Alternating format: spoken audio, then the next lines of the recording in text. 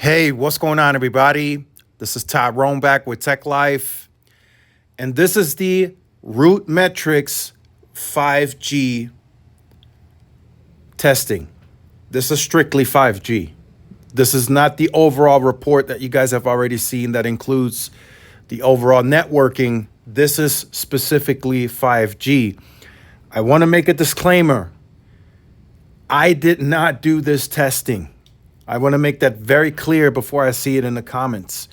I'm just telling you and reporting to you the findings of RootMetrics, which is a scientific-based testing. And based on that testing, T-Mobile has a problem on its hands. So according to crowdsourced, T-Mobile has been the 5G leader in availability, speed, and T-Mobile even claimed reliability. They've been claiming that for some time. And they've also, of course, been claiming the largest 5G network. Now, they started in 2020 with the mid-band piece. They got out the gates quick, and they had a head start. So now, Verizon and AT&T, T-Mobile's competitors, their capital dollars are now working for them, putting that C-band piece to the sites and really scaling that as quickly as possible. So, again, these are the RootMetrics findings, not mine. Verizon wins the overall 5G for the first half of 2024. Verizon gives the best 5G experience. Verizon is the 5G speed winner. Verizon is the 5G reliability winner. And T-Mobile is the 5G only the 5G availability winner. So you guys have heard me say Verizon will end up with the best 5G network. I've maintained that opinion for some time now, and that T-Mobile would eventually lose their speed lead. And like I said, we have to look at all the testing. So for now, I want to see that on Ookla. I want to see that on OpenSignal.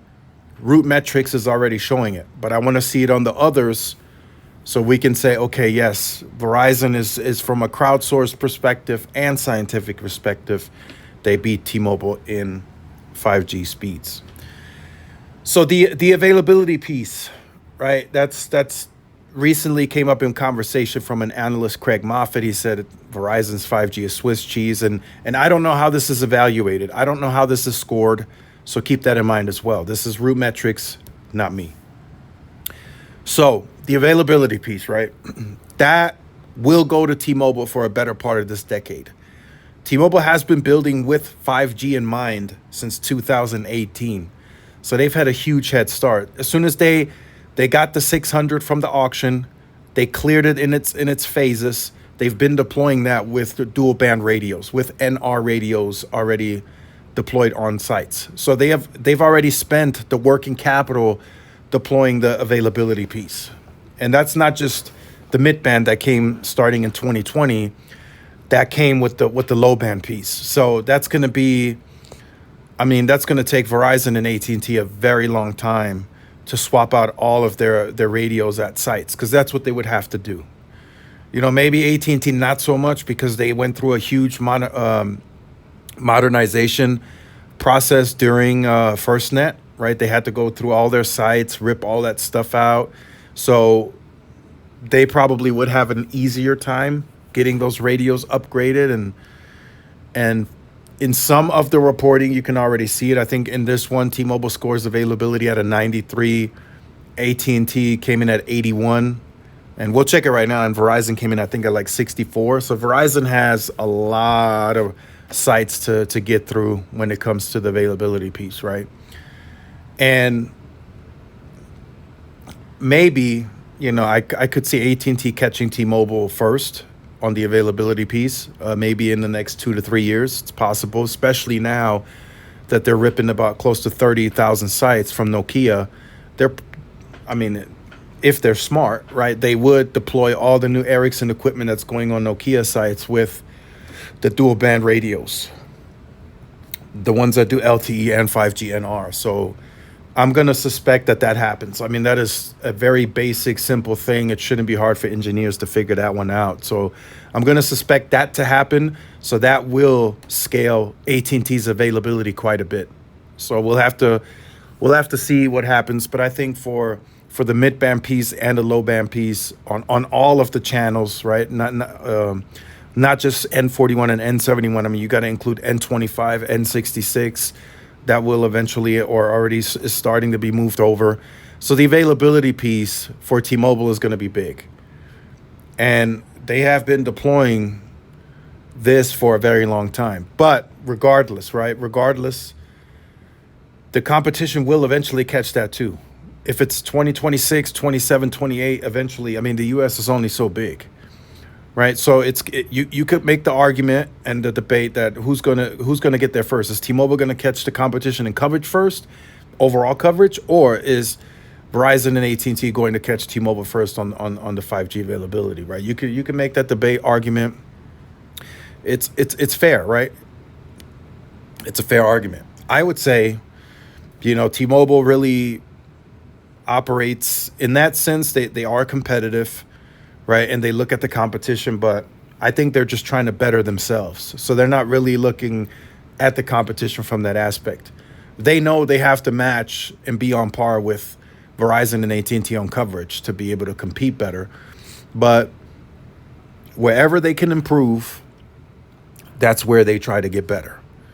And if it's areas that they've never competed in before, then that's an improvement for the company. For an example, if they've had coverage in a certain town, but they've never had retail, now adding retail distribution makes them more competitive. That's an improvement. And they just added retail. They didn't even add more towers. They already had coverage. They just added retail. And that was an improvement for the company because now that brings brand presence, the perception, right? They already have a stronger brand. So that allows them to take customers from the competition. So you have to look at T-Mobile from an overall perspective because they are still a growing company. Even after the merger with Sprint, they are still a growing company like they were when they got the Un-carrier movement started. Maybe not as much, but they are still very underpenetrated in a lot of segments.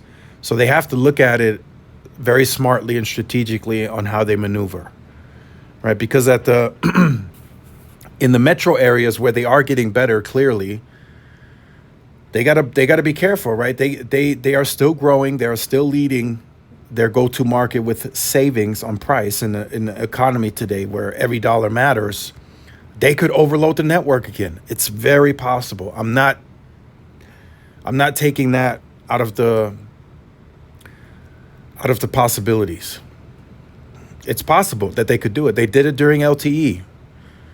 Right, per the customer base, the total amount of customers that they had, which was very low, they had the most amount of spectrum per customer. In most markets, they had wideband, 2 wideband mid-band channels, band 2, band 4. And they overloaded those in some markets. My market was one of them.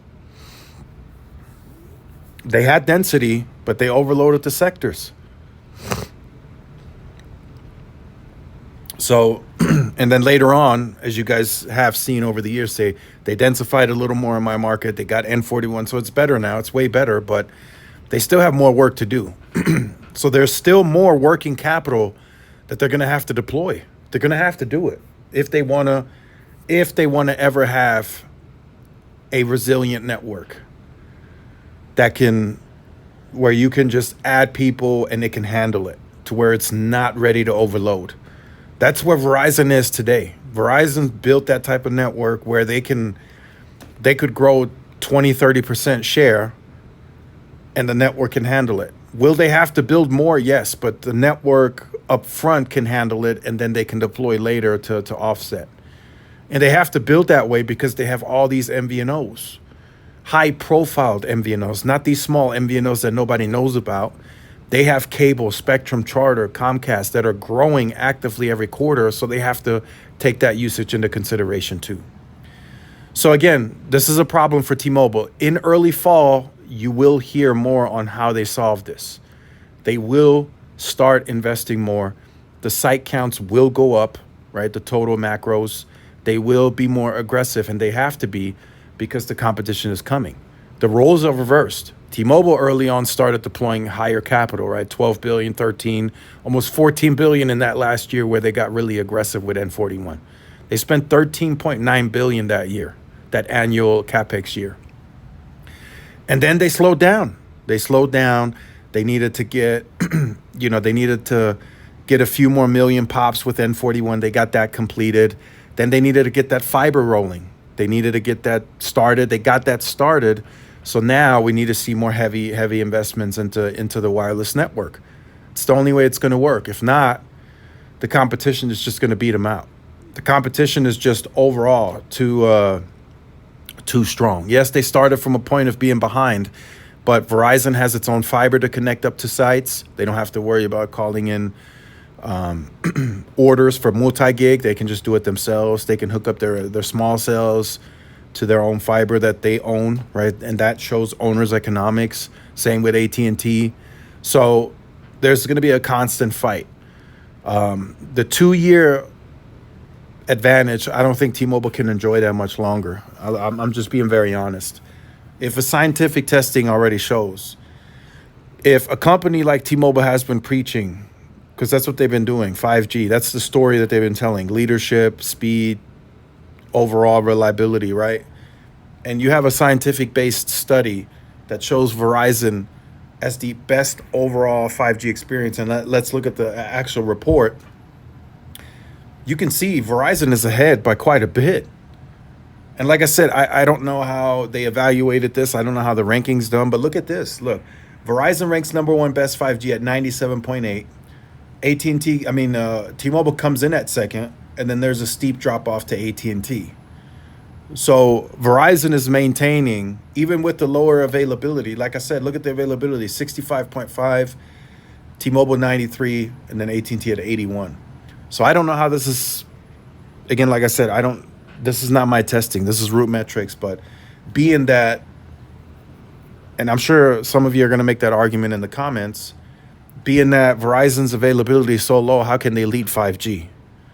So that tells me there's a good percentage of the country that doesn't have any 5G. So how can they have the fastest 5G? I mean, you get my point. So fastest 5G, Verizon 98.8, T-Mobile 97.9, and then AT&T coming up the rear at 94.2. Most reliable, Verizon 99.2 has significant lead. T-Mobile 95.8, and then AT&T in last at 89.2, and then the 5G availability piece we already discussed that. So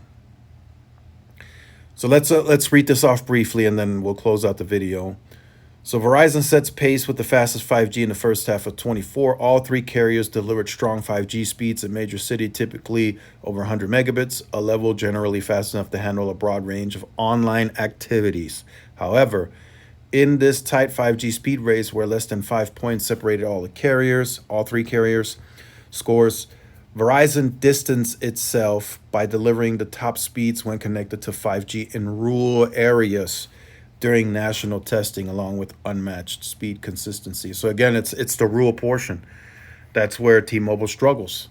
So T-Mobile is solid in the metro, but this ranking apparently considers everything, like overall, state and metros. And that's where Verizon just kicks T-Mobile's butt, man. That's just what it is. And that's where we will hear more in the fall, where T-Mobile will ramp up because they need it in these rural parts.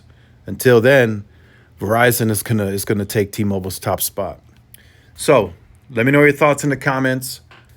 Stay tuned for more. Like, share, subscribe if you're new. Follow the social media outlets. This is Tyrone with Tech Live. See y'all in the next one. Peace.